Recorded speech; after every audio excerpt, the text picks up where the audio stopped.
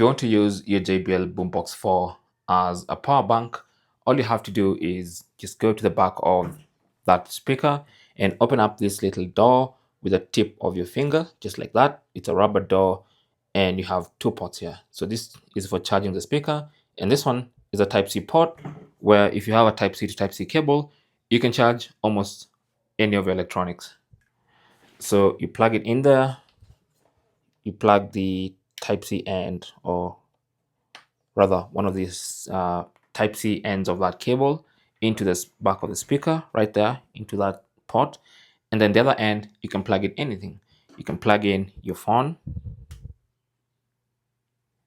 and charge your phone. You can plug in your laptop, and that's going to charge your laptop.